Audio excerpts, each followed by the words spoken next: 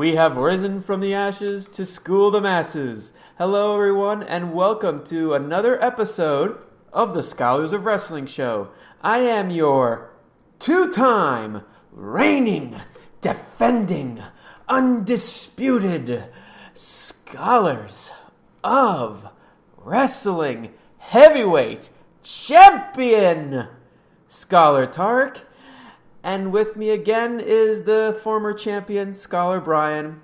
Hi, Brian. The mountain troll has come out from under his bridge to give his opinions on the week in wrestling. You do look like a mountain troll, don't you? That's the point. I'm a bad troll. I'm a bad troll. And the fact that we're actually quoting a troll in Central Park just shows how tired we are. Yep.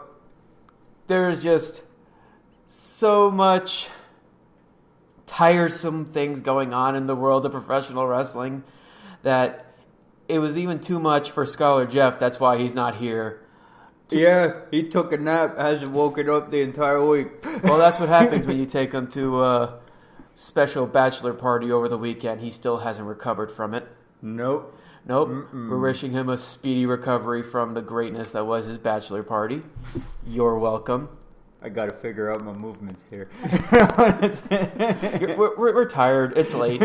Let's just get right into it. Let's just get right into Raw versus SmackDown Live. Let's start it off with Monday Night Raw. And I must say, after watching this one episode, you must be very happy because what you've been predicting for quite a while seems to be happening with the leading of a potential heel turn from one lunatic, Dean Ambrose. The only thing that worries me is now that they've pointed it out, they did the same thing last time where it started out looking like Dean Ambrose was the one that was going to turn. Like, he got all cocky. He's the one that started going off the grid and all that. And then all of a sudden it's Seth Rollins that turns.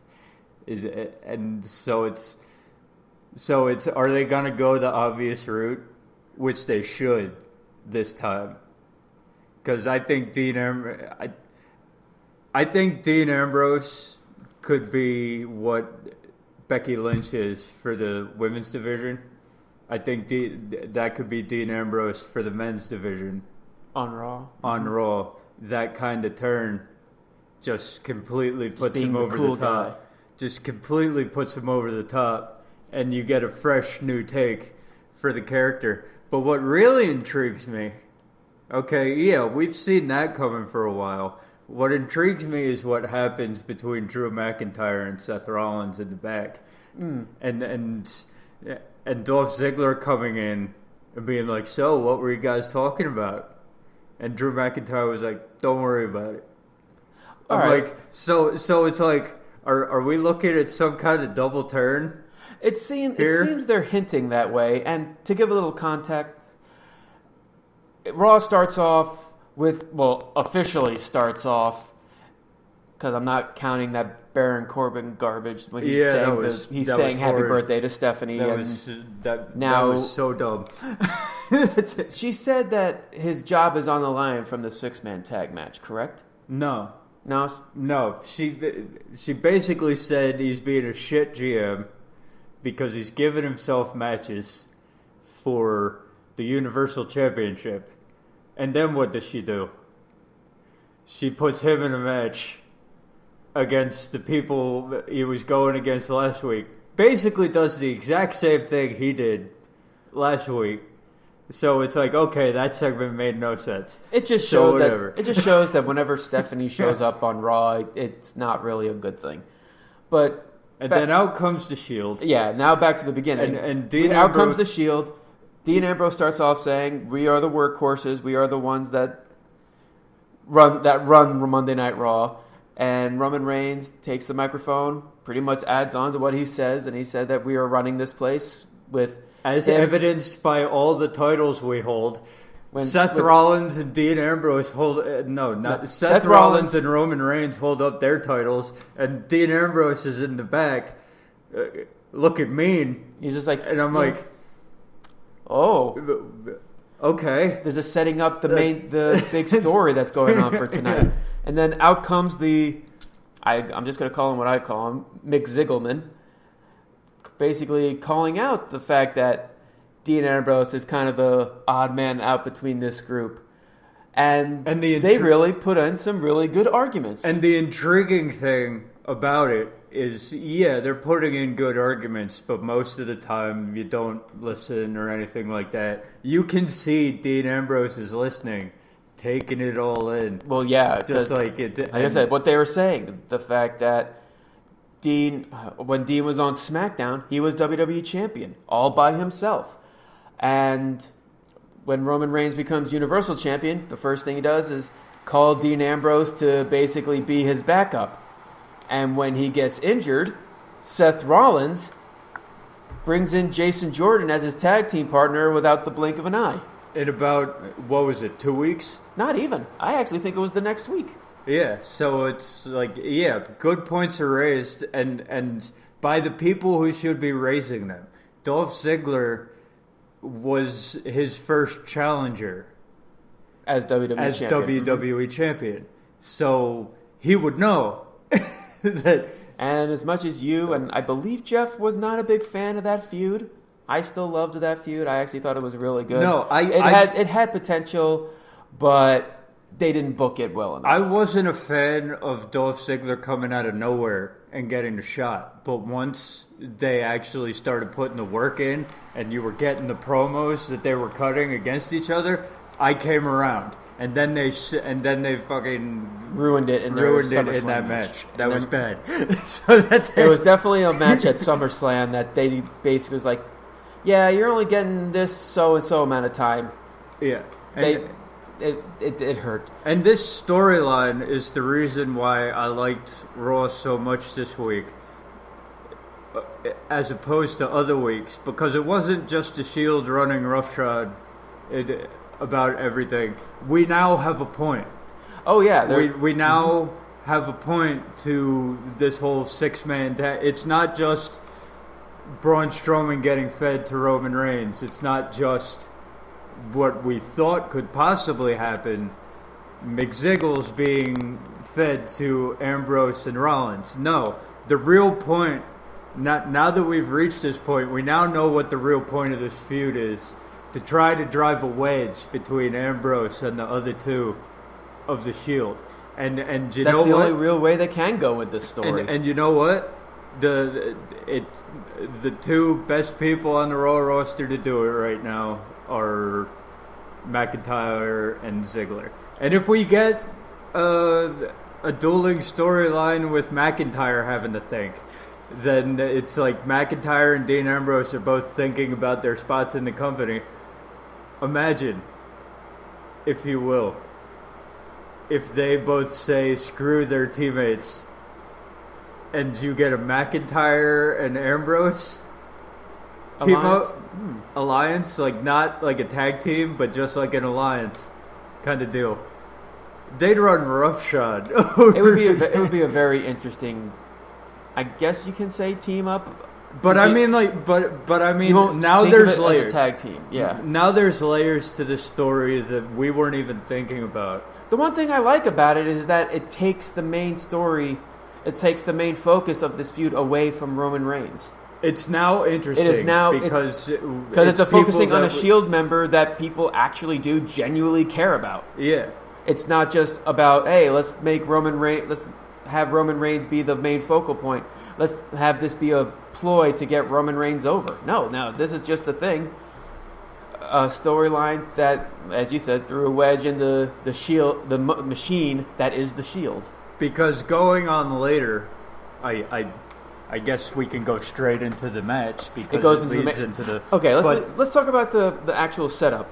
Before, it's Stephanie says, you and two tag team partners of your choice versus the Shield in a 6-man tag as the main event. My immediate thought is, it's going to be Authors of Pain if they don't have a squash match on the card. Indeed. 2 hours go by, they're nowhere to be found. At that point, I'm like, it's Authors of Pain. Yeah, and then in the backstage segments leading up to it, Dolph Ziggler goes up to Dean Ambrose and says, the three of us are going to be on the ramp. watching the match.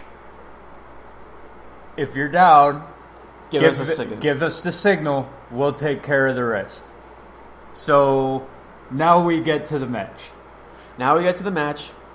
Straightforward. Is a Raw main event match. Nothing. Yeah. It was really nothing. And you knew that the Shield was going to win. You knew, obviously.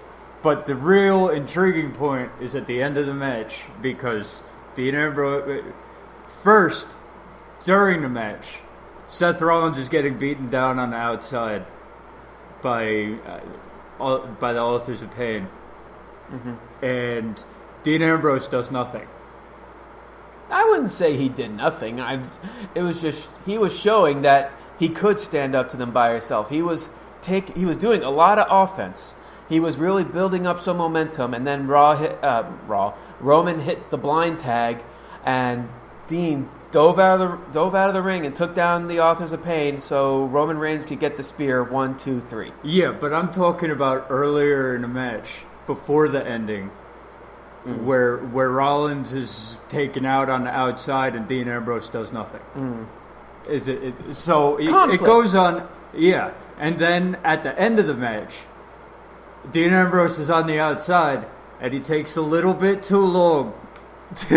He goes from the one side of the ring. Even when he does go in for the Shield fist bump, he's looking at the three of them like conflicted. Oh yeah, it wasn't a complete fuck you to McZiggleman. It wasn't.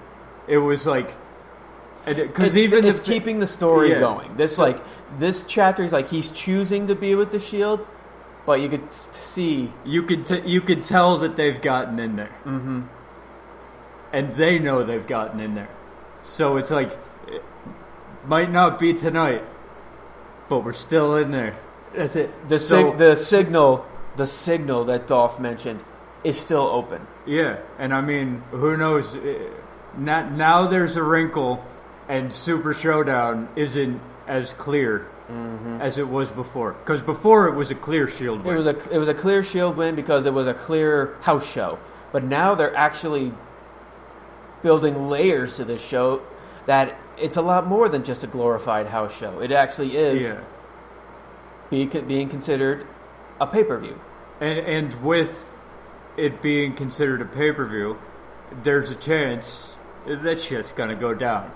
It's going to be a very interesting go-home show next week. So, God, next week's the prediction show. Congratulations, WWE. You've made a feud that nobody cared about because we figured how it was all going down. You made us give a shit about it because you did something smart for once in your life. You focused on someone you should be focusing on instead of the person you shouldn't be. Oh, we're done with that main storyline. Now let's move on to the big controversy that came out of this Raw, because it had to be brought up as much to my dismay. The 6-woman tag match between Natalya and the Bellas versus the Riot Squad. And in the beginning, Brie Bella brings on those yes kicks, and one of them goes way too high, hits Liv Morgan in the face, and as Liv twice. It hits her once, and she's knocked out on the first one. Oh yeah, she's done as she's going down. Brie Bella can't see it, so Liv Morgan comes back down as she's going down face first, and Brie Bella goes for another yes kick in the same spot that she would normally do, but hey, her face is there now, so she got it twice. It's not even the fact that, like, the first kick, you noticed, because I watched this clip so many times, Brie Bella was reaching that point where she was doing it more constant. Yeah. To the point where you can tell she wasn't even